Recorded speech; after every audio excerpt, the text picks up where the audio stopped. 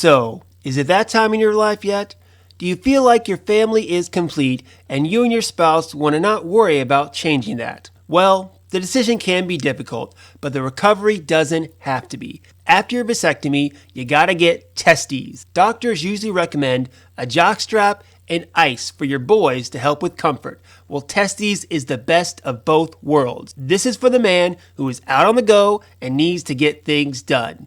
You get the ice packs from the freezer, strap up, and saddle up. The packs give you at least 20 minutes of comfort, even if you're just sitting around watching the game. And most important, guys, no wet spots. Put on the jockstrap under your briefs and go about your day. They come in 3 sizes, medium, large, and extra large to get your right fit. Now head on over to testes.com. That's TEST-EEZE.com. TEST-EEZE.com. Your wife is going to thank you for the snip, and your testes are going to be thanking me.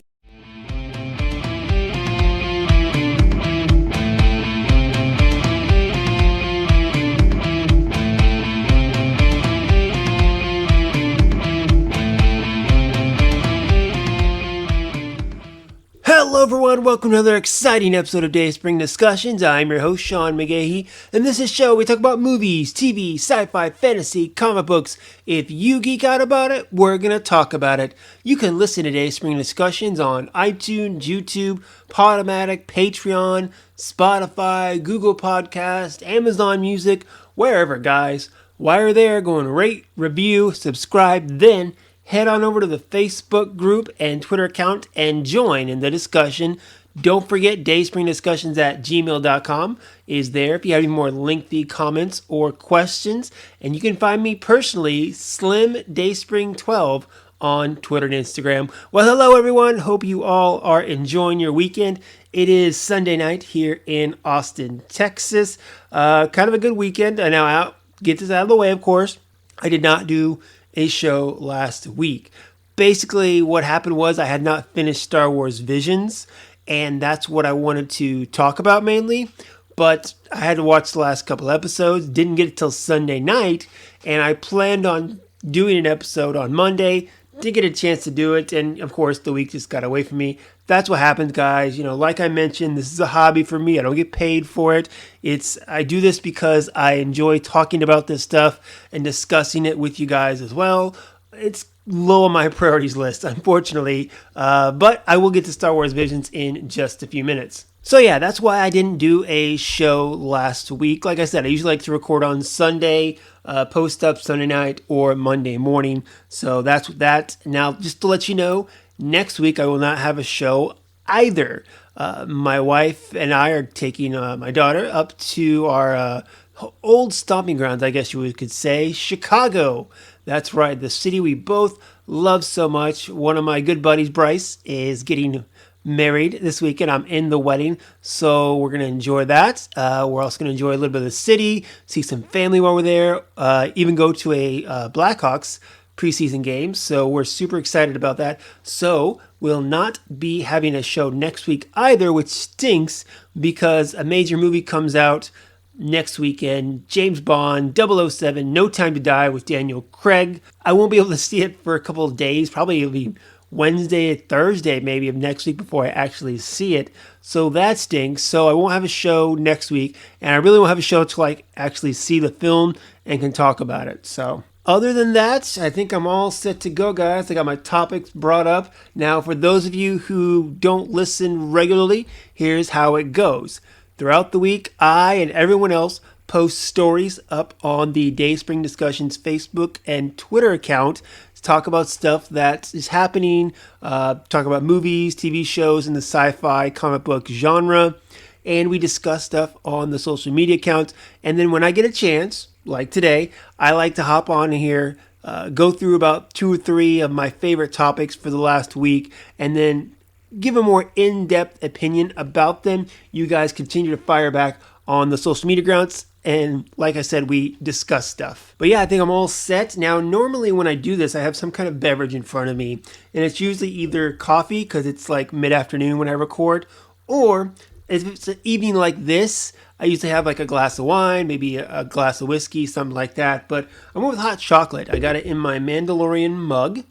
And just some hot chocolate sounded good. I did some drinking this weekend while my wife and daughter were away. So I really didn't want to drink. And of course, it's too late in the evening for coffee. So I settled on a different hot beverage with some soothing hot chocolate in my Mandalorian mug. So yeah, I think I'm all set to go.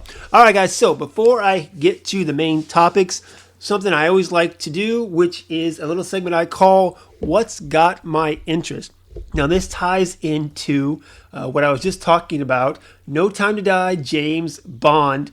I have spent this weekend running through the Daniel Craig James Bond films, kind of reviewing them, getting myself ready for No Time to Die. Now, a while ago, I thought about maybe trying to rewatch all the James Bond movies, like all of them. It was a little bit more difficult to find them, but just as an FYI, Pluto TV, the free TV app, they have all the James Bond films except for the Daniel Craig ones on demand in that section. If you can suffer through the commercials, go ahead and do that. But I thought about trying to watch all of them. But the problem is, I didn't have the time for it. I tried to start. I went all the way back to Dr. No with Sean Connery several weeks ago. And it took me like several attempts just to get through the first half hour of it, just because I kept getting pulled away, having to stop. Just things came up is what it was. And for movies that I haven't seen or TV shows that I haven't seen, I like to give it my full attention. Like if I'm on a trip or whatever, like I'm about to go on, I'll load up my tablet with books and movies and stuff to entertain myself on the plane, but it'll never be something that I haven't seen because I get interrupted so much that it's not something I can focus on. So when I see things for the first time, I want to, be focused, no distractions.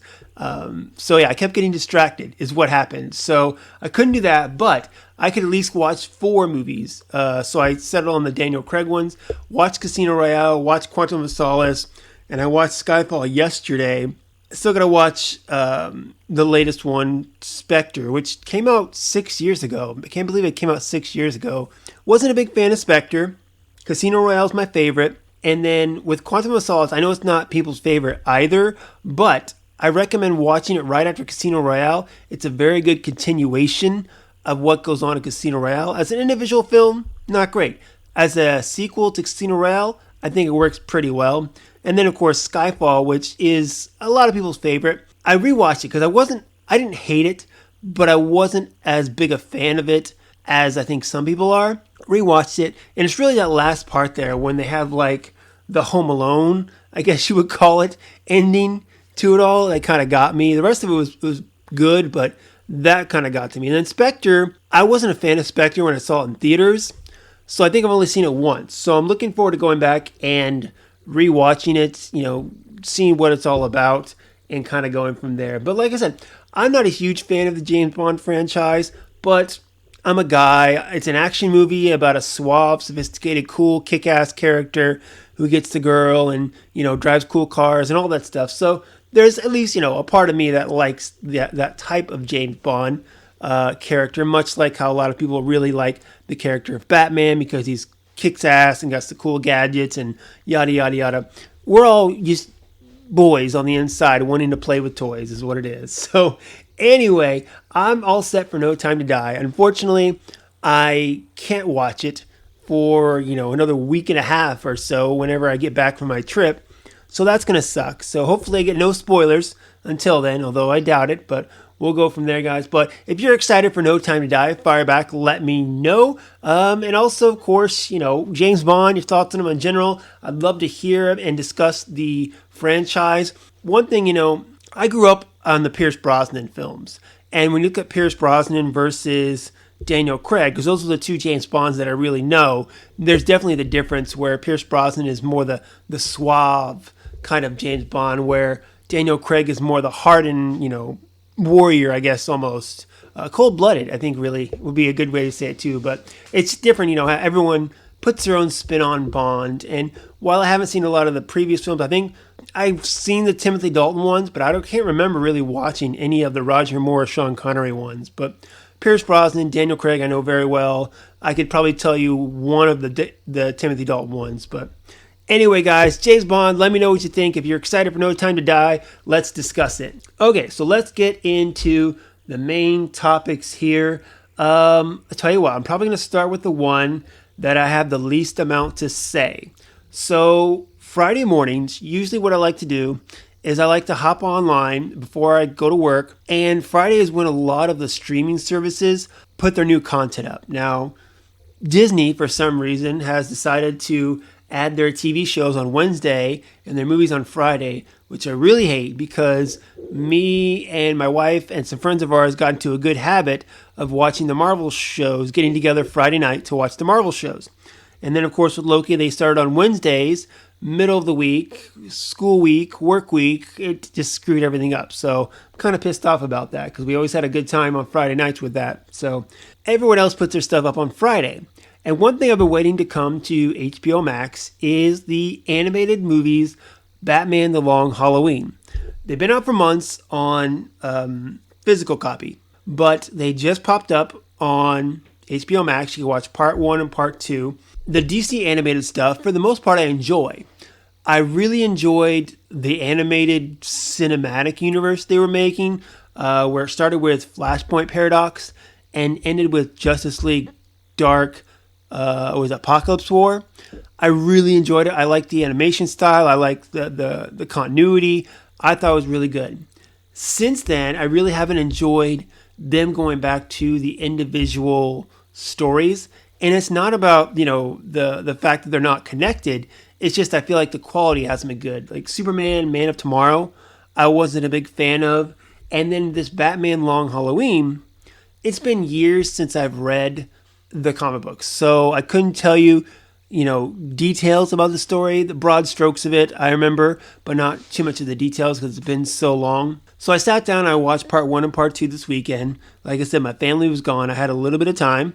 And it was okay. It wasn't really what it was is you could tell that it was very much like almost watching animated The Dark Knight, because the 3 main characters were Batman, Harvey Dent, Commissioner Gordon. They're trying to catch a criminal. And in The Dark Knight, it was the Joker. And this one, it's Holiday. You could see definitely where, maybe Christopher Nolan kind of pulled in or David Goyer pulled in some storylines from The Long Halloween for The Dark Knight, which I totally understand. And that's what it was. Is I was watching it, and I felt like, I'd rather be watching The Dark Knight and get a little more out of it, is what it was. I mean, I knew what was going to happen at the end. I knew who the killer was. Not even because I read the previous material. It's just that you could tell after the end of part 1 who Holiday was. But again, it's not one of the better DC animated films.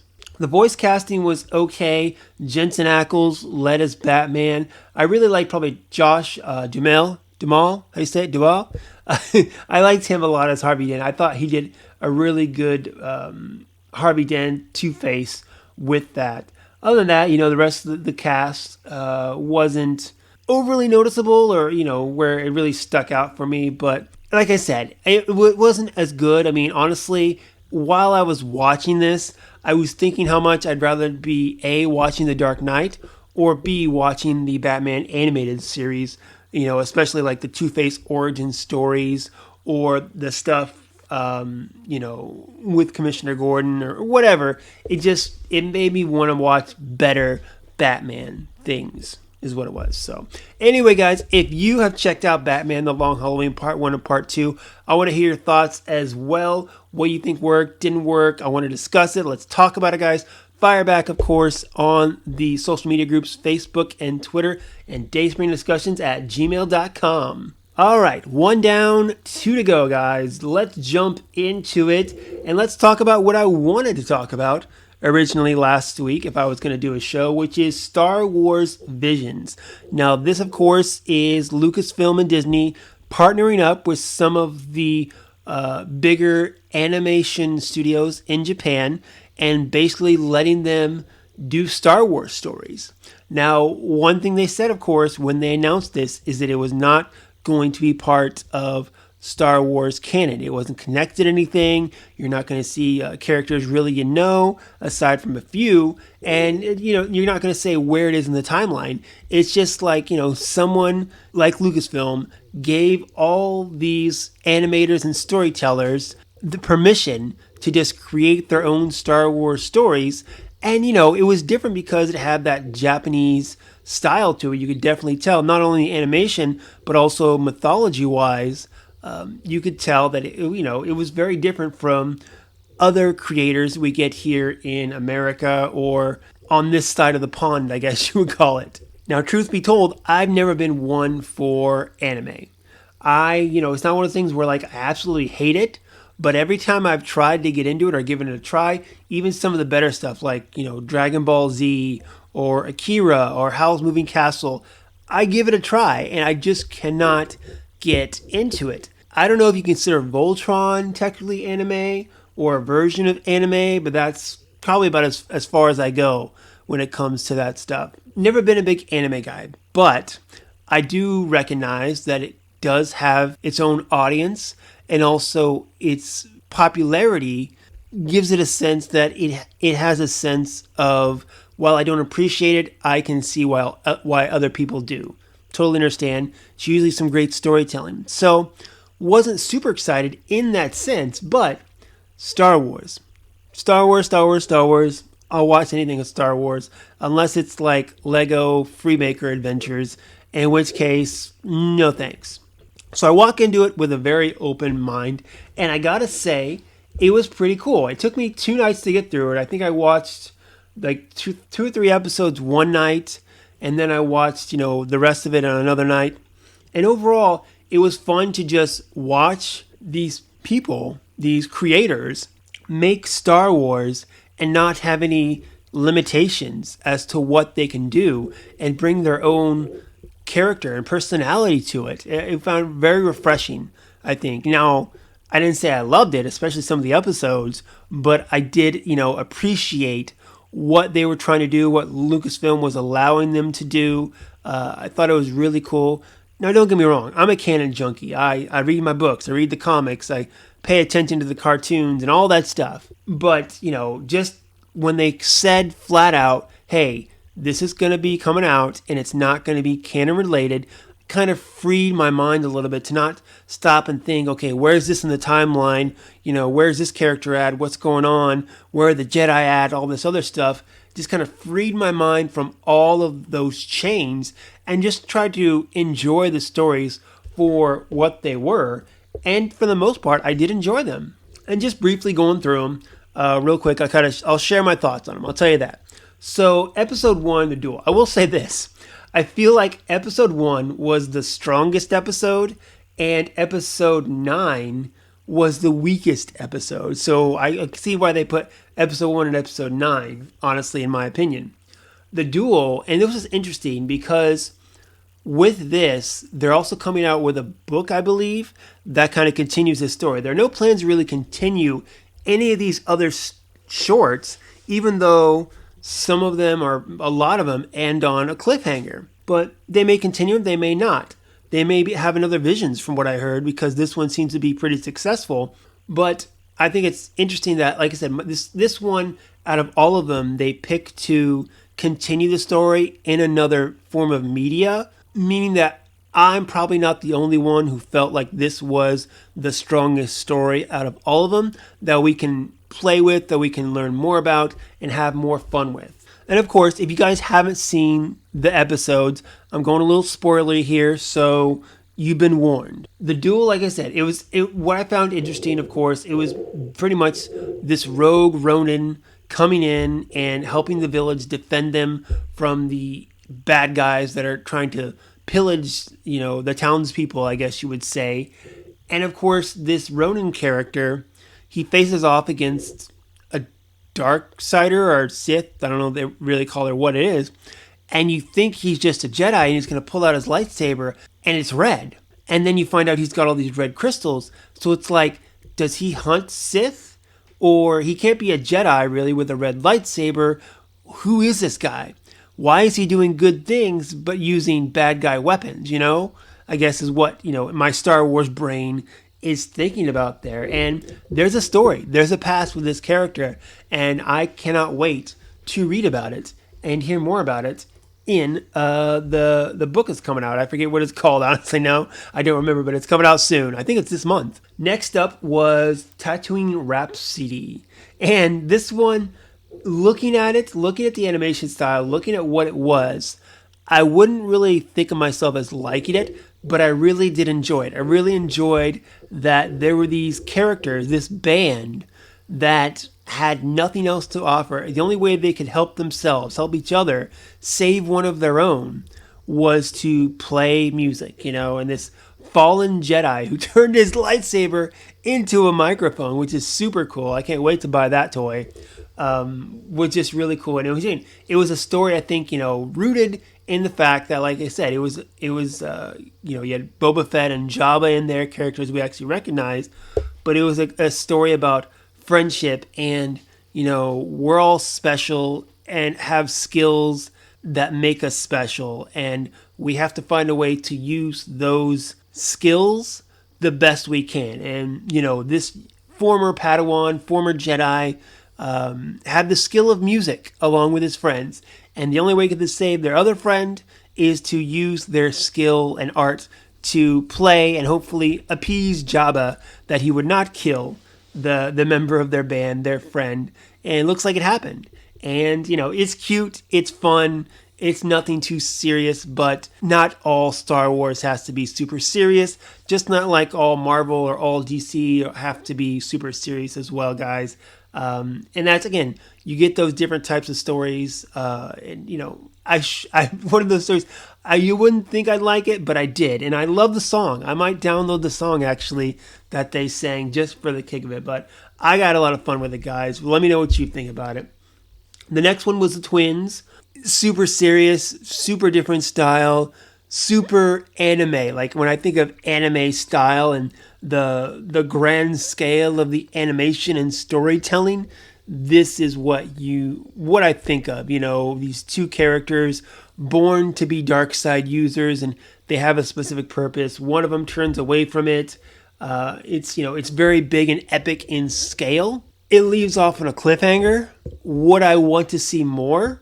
Yes, but not probably in my top 3 that I'd love to see a continuation for. It was entertaining, but nothing that I would say, oh yeah, I want to know more about these characters. I want to learn more about their backstory and where they're going and all this. And we already have some twins in the Star Wars galaxy that are pretty famous and pretty interesting.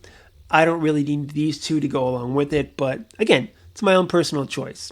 Episode 4 was The Village Bride. What's this one? A Jedi on the run takes in the unique customs of a remote village under threat by a warlord. One of the more forgettable ones, I think, in my eyes. It wasn't horrible, but it's not one that I'm going to go back and rewatch. If you think of ones I'm going to go back and rewatch, The Duel and Tatooine Rhapsody, I think, are ones that I go back and rewatch. That was not one of them. Episode 5, The Ninth Jedi. This has been one of the more favorite ones from what I've been reading online. The word sabersmith. I mean, just that. When I read the description, when they were making the episodes and they came out with the episode descriptions, and they said the word sabersmith, you immediately had my attention and probably the attention of a lot of people. Where, it's about these characters, the Jedi are dying out, the Sith are hunting them, and it's not about these Jedi making their own lightsabers. Someone specifically makes the lightsabers, and, your kyber crystal determines your color of your lightsaber, and it has to do with how strong you are on the Force, your connection to the Force, all these different things, almost changing the mythology a little bit, but again, it's not connected to canon. So it's okay. It's okay to play with a little bit. And especially when you go back to, longtime Star Wars fans who, remember Star Wars in the late 80s, early 90s, before the prequels came out to set up more rules in regards to the Jedi Order. We didn't have a lot in regards to the mythology of the Jedi, minus some comic books by Dark Horse called Tales of the Jedi. So, after the first couple of films, we had to kind of guess what the Jedi were like. And, this was an idea, I'm sure, in a lot of people's minds of how the Jedi worked. And it could have been cool if it did, but we're still happy with what we got for the most part, I think. But again, just a really cool episode. I think kind of flipping it a little bit as far as how lightsabers, how dark side users, how all that works. And again, this is probably one of the ones that I would like to see more of in regards to a continuation of the story. A lot of these, of course, are all, coming of age stories too, because that's what Star Wars is, when it comes to Luke and Anakin and Rey, they're all coming of age stories rooted in old mythology, which goes back to the old samurai films, of course, of lore. And it's interesting coming full circle with all of it around too. So that's super cool. The next one is TOB1. See what they did there? See what they did there? And this one, again, it's one of my less favorite ones, again, too. But it's about a droid who dreams of becoming a Jedi, is what it comes down to. And I think you could have played with that a little bit more, a machine. It's a Pinocchio storyline. It's a Pinocchio storyline. A wooden boy wants to be a real boy. It's that analogy along with it, which I totally understand. And again, there are some deep themes here, but it's very much, surfacey too, and a little more fun. Totally understandable. I liked it better than, say, The Village Bride, but still in the bottom half of the episodes with that. Episode 7, The Elder. This one, again, on my bottom half as far as episodes. Found it interesting as far as exploring the relationship between a Padawan and his master. I think is really what I took away from this one. I never knew there were so many different styles of anime, which, American animation, there are different styles to go with. So Japanese animation, of course, there are different styles of animation. Because if you look at, The Elder versus TOB1 versus the Twins versus the Duel, they're all different styles of animation, but all consider that genre of anime, which is interesting to a person like me who doesn't know a lot about anime. Episode 8, which is Lop and Ocho, I forget that's her name. This was a one I really enjoyed, actually. Having a lot to do with surrogate family and finding your place. Again, a coming-of-age story about, this young girl who grows up with a family that is not her own, but becomes part of the family. And not only part of the family, but the star of the family when the blood daughter, however you want to call it, I guess, turns essentially to the dark side. Again, one that I probably would love to see a little more of if they gave it a chance. I'd really love to see more of the past, because they show the beginning about how she met the father and the daughter. Ocho is her name, I think, right? Yeah, Ocho is the actual daughter's name. How she met them. And then we fast forward and they're fighting over the planet, and the daughter has kind of hardened from where we last saw her, and she was very innocent and hopeful and welcomed this person into her family. And then, she's very cross when we see her, and, all about, against her father. It's something I would love to see what that change happen, the relationship between these two girls, these sisters, and how it changed would be more interesting, I think. Rather than going forward, I'd rather see the past in regards to this one. And then the last one, episode 9, Akakira. I don't know how you say that. To be honest, my least favorite out of all of them. And I don't remember what happens. And so it might be one of those things where I don't remember if I actually finished the episode, because I can't remember how the episode ends. I just remember it wasn't something that the animation I wasn't digging, and the story wasn't anything too great, I think. So again, I don't remember it very well. But so out of the 9 of them, episode 8, Lopo and Ocho, I really liked. I liked the Ninth Jedi. I liked Tatooine Rhapsody. I liked the Duel. So about half of them I really enjoyed. The other ones were either okay or less than okay in my eyes. But again, it's something different. It's something totally new from what we're used to seeing in Star Wars with Lucasfilm. Taking a chance, that's... I'm going to bring it up. That's why I like The Last Jedi so much. It was so different for a Star Wars movie. People hated it because of it, but I loved it because of that. And that's what this is. This is different for Star Wars. It's expanding, letting other people play in the sandbox, and it's not trying to attach it to anything, not making it have any meaning in the grander scale, just taking this world and playing with the action figures, I guess you would say, is really cool. So Star Wars Visions, I enjoyed. If you guys have checked it out, let me know what some of your favorite episodes are. Let me know if you agree with me on some, don't agree with me. Fire back, of course, dayspringdiscussions@gmail.com, Facebook group, and don't forget Twitter. Well, kids, we have come down to it. The last story of the day. I'm running out of time, so I'll say I want to get through this quickly, but I doubt I will. Okay, the new movie came out this week. Venom, Let There Be Carnage, of course, the sequel to Sony's Venom film that came out, I believe, 2018, starring Tom Hardy. So, disclaimer right off the bat, I was one of those people that did not want to see a Venom film without Spider-Man. No connection to Spider-Man. I was not interested in it at all. I'm not a big Venom guy to begin with, and to me the most interesting thing about the character is his connection to Spider-Man. Eddie Brock's feelings towards Peter Parker, Venom's feelings towards Spider-Man. That's, to me, the most interesting part of this version of Venom. The other version, my favorite version of Venom, is the Flash Thompson version. The ex-military, lost his legs, uses the symbiote to be a superhero, but it also kind of corrupts him a little bit. To me, that's a more interesting story with Flash Thompson than what we've ever got with Eddie Brock. I say that, though, as a person who has not read a lot of Venom comics, albeit that, mainly because he's not my type of character. He's an anti-hero, and I'm, more of a Captain America, Superman, Cyclops guy. That's just me, and if he's your cup of tea, great, awesome, perfect. So I walked into that first Venom film not really knowing what to expect and not really thinking I'm going to like it, and I was right. I completely disliked it. Hated would be a very strong word. I thought it was silly, stupid. Going back to like the campy 90s superhero films, he should have put nipples on his costume and called him Batman. I think would have been more appropriate. Just could not get into that film. I would say my favorite part of that first Venom film was the post-credit scene, which really was just a preview for Spider-Man Into the Spider-Verse. Did not enjoy it. I thought it was a waste of Tom Hardy. I thought it was a waste of Michelle Williams. Completely horrible film. But it did really well box office-wise. So they're going to make another one. And of course, at the end of the first one, they teased Carnage, played by Woody Harrelson, which again was just horrible.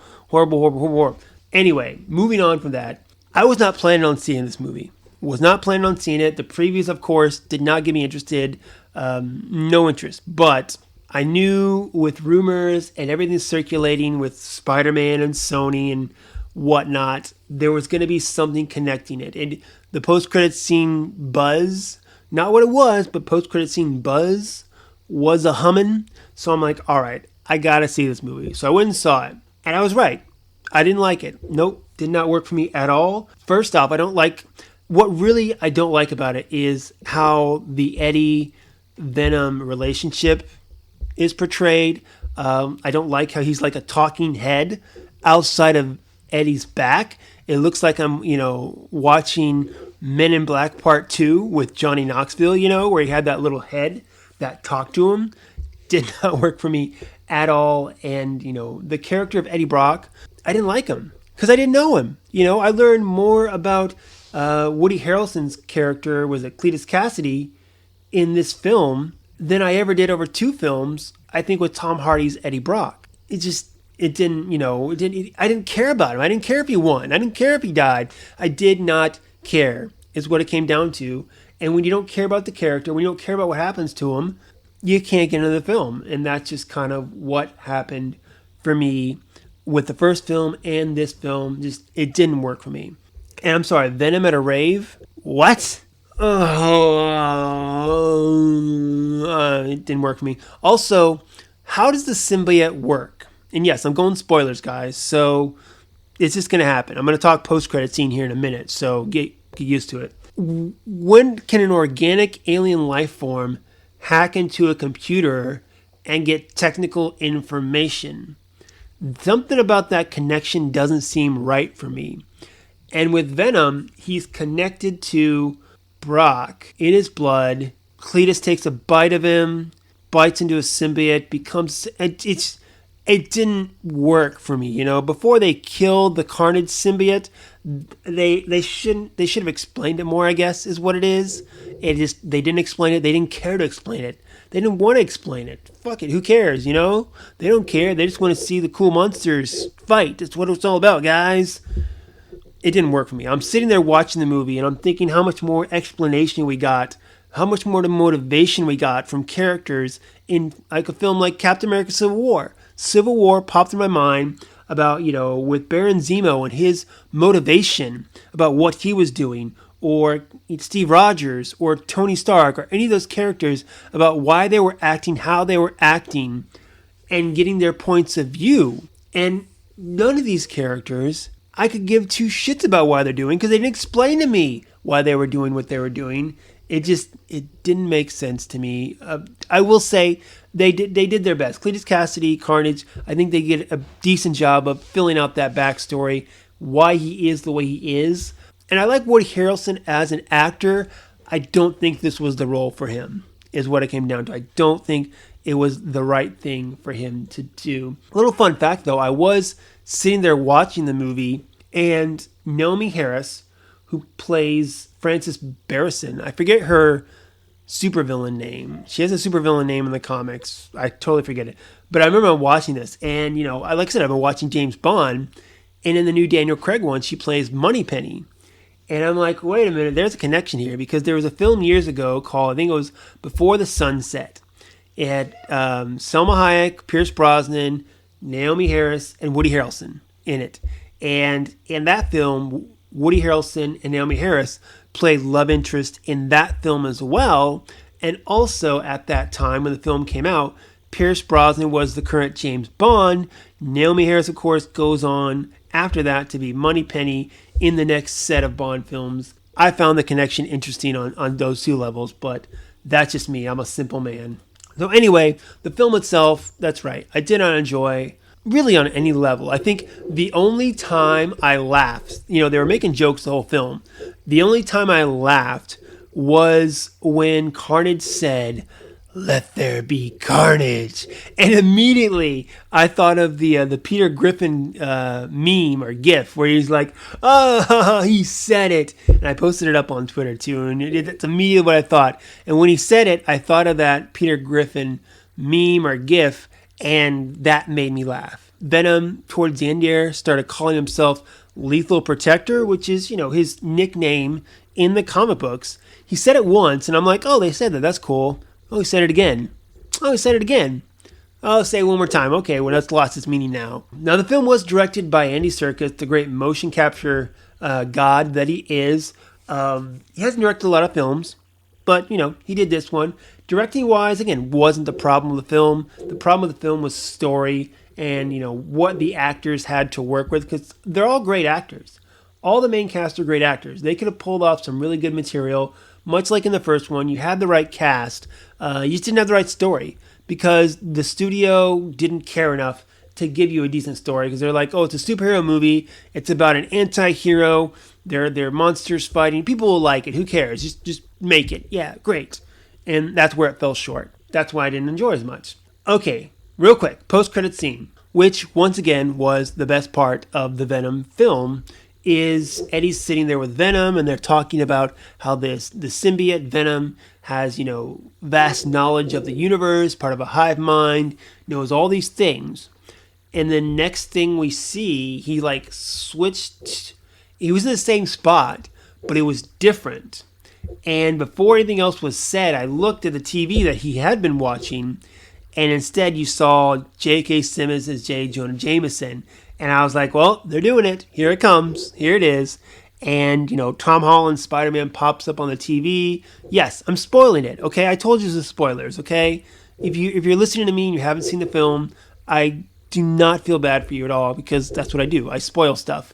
So anyway, Tom Holland's up there, and the rumors of connecting Tom Holland's Spider-Man to the Sonyverse seems to be coming true. Whether the Sonyverse is going to connect to the MCU, especially after that Morbius trailer we got with Michael Keaton in there? Does it all have to do with the multiverse falling apart in regards to Loki or No Way Home or even more WandaVision? I don't know. That's the big question mark. But he hopped multiverses and he licked the TV. I didn't get an idea. I can't remember what he said when he saw Spider-Man on the TV, but he licked the TV, which was gross. And and just, okay, it's happening. It's going to happen. But to me, this signals more the idea that Spider-Man is done in the MCU. You know, when Disney and Sony's contract was up in regards to sharing Spider-Man, they renewed Spider-Man for 2 more movies. One of them was No Way Home. The other one was going to be a non-Spider-Man movie. And people are thinking, of course, it's going to be Doctor Strange in the Multiverse of Madness. And those 2 movies are going to get Tom Holland's Spider-Man, or at least Spider-Man, out of the MCU. Whether he, gets killed or whether he just jumps over to another multiverse, he's going to go over to the Spider-Verse with Venom and Morbius and the upcoming Kraven, and that's how it's going to happen. The time of sharing Spider-Man, I think, is coming to an end because with Marvel's help, with Disney's help, Spider-Man is back on top. Spider-Man is now a good brand for Sony.